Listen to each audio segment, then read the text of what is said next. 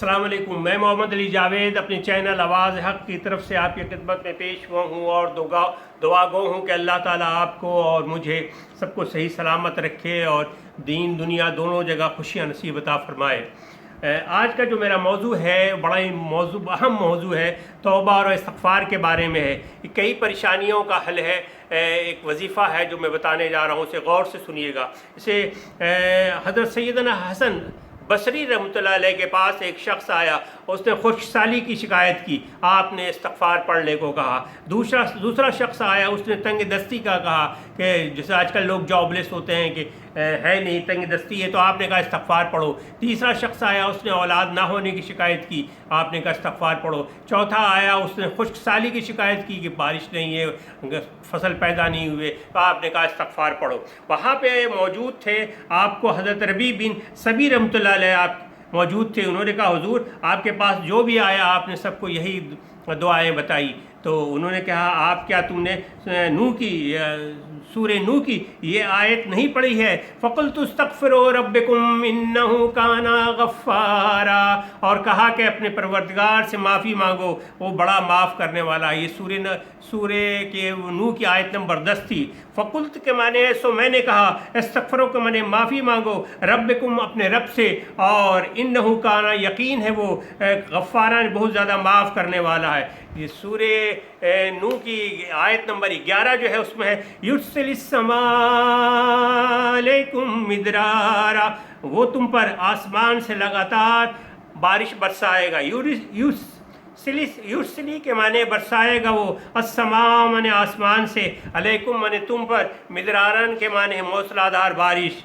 वयमदिदकुम बिअम्वालिन व बनीना वयजअल लकुम जन्नातिन वयजअल लकुम अनहारा, और माल और बेटों से तुम्हारी मदद फरमाएगा और तुम्हें बाग अता फरमाएगा और में से तुम्हारे लिए नहरें बहा देगा। वयमदिद मनिकुम मने और तुम्हारे और नवाजेगा तुम्हें, बेअम्वालिन व बनीन मने माल और औलाद से, वयजल और पैदा करेगा लकुम तुम्हारे लिए, जन्नाती बाग, वयजल और जारी कर देगा लकुम तुम्हारे लिए, अनहारा नहरे। ये आयत जो मैंने तुमको आपको बताई।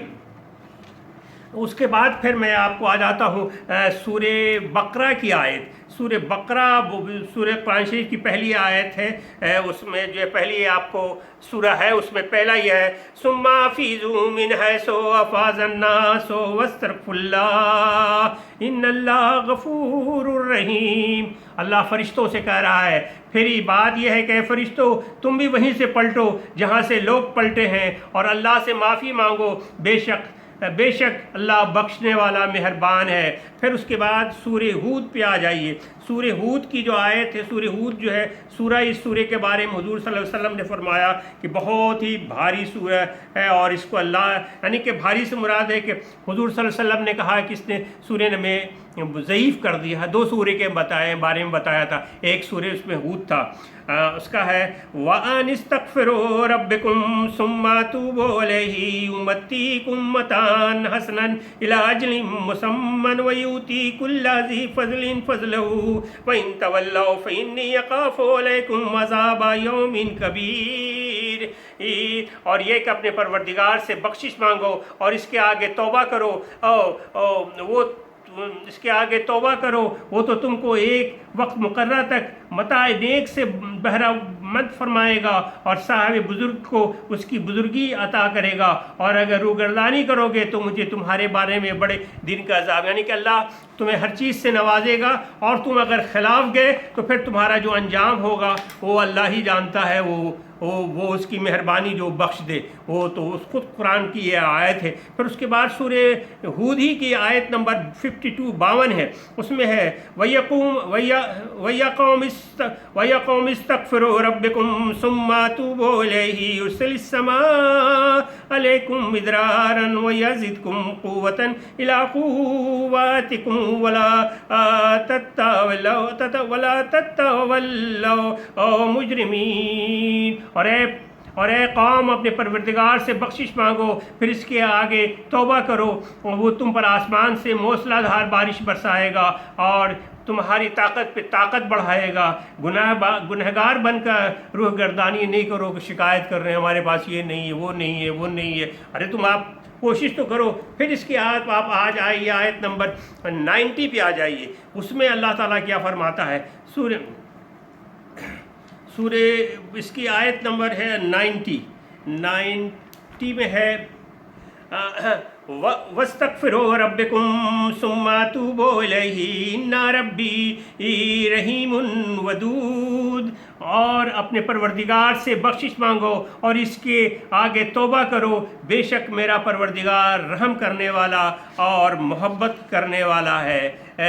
یہ آپ کو میں نے قرآن میں بہت جگہ آئی ہے، لیکن میں نے چند چیزیں سلیکٹ کر کے آپ کو بتایا ہے. اور قصہ میں سناتا ہوں کہ حضرت انس رضی اللہ عنہ سے بروی ہے کہ حضور وہ نبی کریم صلی اللہ علیہ وسلم نے فرمایا لوہے کی طرح زنگ ہوتا ہے. لوہے میں آپ دیکھ لیجئے گا پڑا ہوا ہے آئرن، تو اس میں بارش ہو جائے یا موائسچر اس کی وجہ سے زنگ لگ جاتا ہے، تو دلوں میں بھی زنگ لگ جاتا ہے. اس کا استغفار جو ہے پالش ہے، تو استغفار کا استعمال کیجئے، جتنا زیادہ ہے کر سکتے ہیں اور کر سکتے ہیں. ایک اور قصہ میں آپ کو سناتا ہے کہ حضرت ابو سعید خضری رضی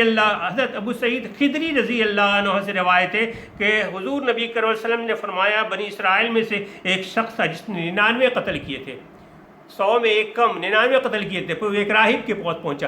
راہب جو ہوتا ہے نا یہ حضور صلی اللہ یعنی کہ عیسیٰ علیہ السلام کے دور میں تھے، اور اس نے بتایا کہ ہم نے کیا ہے، بتاؤ کو حل بتاؤ. اس نے کہا کچھ نہیں ہوگا بھائی، تم 99 آدمی کو مار چکے ہیں. اس نے کہا اچھا. اس نے اس کو بھی مار دیا. پھر کسی اور صاحب سے پوچھا، اس نے کہا فلاں بستی میں جاؤ اور وہاں جا کے نیک لوگ رہتے ہیں اور وہاں توبہ استغفار کرتے ہیں، ان کے پاس جاؤ اور وہ پڑھتے ہیں. تو ان کے پاس گیا، تو جا رہا تھا، راستے میں موت آ گئی. وہ بیچ میں تھا. اب فرشتے دونوں آ گئے، نیکی کے بھی اور بدی کے بھی. دونوں فرشتے یہ نیکی والے بھی اور برائی والے دونوں آ گئے کہ وہ کہہ رہے ہم لے جائیں گے، وہ ہم لے جائیں گے. تو حکم ہوا کہ زمین ناپ لو. ادھر اللہ نے حکم دیا فرشتوں کو اس بستی کو اس لاش کے قریب کر دو تھوڑا. تو وہ بستی جو ہے ایک بالش جو ہے وہ نزدیک ہو گئے لاش کے. جب ناپا گیا تو وہ بستی کے قریب آیا جہاں جان جا رہا تھا. تو اللہ نے اس کو بخش دیا کہ یہ نیک لوگوں میں سے اس کے اقدام نیک تھے. تو اللہ سے آپ جو ہے بخشش مانگے. دوسری کہانی یہ تھی کہ حضرت امام ابو حنیفہ رحمۃ اللہ علیہ کے بارے میں لوگ بتاتے ہیں کہ ایک شخص گیا اور اس نے کہا کہ بھائی دیکھتے ہیں امام ابو حنیفہ رحمۃ اللہ، 4 امام ہمارے ہیں سنی میں، شیعوں میں 12 ہیں، کہ یہ دیکھتے ہیں کس طرح عبادت کرتے ہیں. تو گئے اپنے نماز پڑھ کے عشاء کا فارغ ہوئے. اس کے بعد انہوں نے پرانا حلیہ اپنا بنا کے عجیب سا پھٹا پرانا کپڑا پہن کے آ گئے اور اس کے بعد لگے رونے گرگرانے، عبادت میں لگے، اللہ سے دعا کر رہے ہیں، گرگرا رہے ہیں اور کہہ رہے ہیں اللہ اگر قیامت کے دن ابو حنیفہ بخشا گیا تو بڑے تعجب کی بات ہوگی، رو رہے ہیں. تو ان کا یہ عالم تھا. لیکن ہم آرام سے سو رہے ہیں، اے سی میں سو رہے ہیں، پنکھا چلا کے سو رہے ہیں اور اللہ کو بھولے بیٹھے ہوئے ہیں. دوسری بات یہ ایک اور میں آپ کو بتاؤں، دعا کیجیے آپ. دعا بھی ایک استغفار کا ایک یہ ہے. آپ دعا کریں گے استغفار کے ذریعے کریں گے. استغفار دیکھیے دعا ہے کیا، دعا وسیلہ ہے اللہ کامیابی کا. آپ دعا کے بغیر کامیاب نہیں ہو سکتے. ماں کی دعا ہو، باپ کی دعا ہو، وسیلہ ہے. دعا کیجیے. دعا محبت ہے، بند محبت ہے اور دعا عاجزی سے کیجیے. دعا حوصلہ ہے کہ اللہ تعالیٰ عطا کرے گا. تبھی تو ہم دعا کرتے ہیں کہ اللہ امید ہے، حوصلہ ہے کہ دے گا اللہ. دعا کرتے ہیں. دعا ایک راز ہے. دعا جو ہے ایک ہمدردی ہے اللہ کی، یار میرے بندہ مجھ سے مانگ رہا ہے میں اس کو دوں گا. دعا ایک طاقت ہے جو بدل دے گی تقدیر. آپ کی قسمت میں جو لکھا ہوا ہے وہ آپ کی دعا بدل دے گی. موسیٰ علیہ السلام کے دور میں ان کی مائیں دعا کرتی تھی اور ان کی دعا قبول ہوتی تھی. دعا کائنات ہے. جب یاد کیجئے ابراہیم علیہ السلام خانہ کعبہ تعمیر کر رہے تھے تو اس شہر کے بارے میں دعا کر رہے تھے اور اس علاقے کے بارے میں کر رہے تھے. اللہ نے اس دعا کو قبول کی. حضرت زکریا علیہ السلام جب پہنچے ہیں حجرے میں مریم کے تو دیکھا کہ بہت سارے پھل ہے. پوچھا کیا ہے؟ کہا بیٹی تو یہ ہے. کہاں سے آیا؟ کہا اللہ نے دیا. انہوں نے اٹھایا ہاتھ اور دعا شروع کر دی. اللہ سے دعا کی اور اللہ نے اس سے دعا کی کہ اللہ اولاد کے لیے دعا کی اور اللہ نے ان کی دعا کو قبول کیا. گرچہ ان کی عمر اس وقت 99 سال تھی اور ان کی وائف بانج تھی. بانج جو ہوتی ہے اولاد نہیں دیتی ہے لیکن تھی اور خود 90 سال کے تھے. اللہ نے دعا قبول کی. تو ہر شخص پریشان ہے. میں بھی پریشان ہوں، آپ بھی پریشان ہیں. کسی کو جاب کے لیے پریشان ہے، کسی کا بیٹا نوکری پہ نہیں ہے، اس کے لیے اس کی دعا کیجیے، استغفار پڑھیے. بیٹی کے لیے رشتے کے لیے پریشانی ہے، رشتہ نہیں مل رہا ہے، تو اچھا رشتہ نہیں مل رہا ہے تو استغفار پڑھیے۔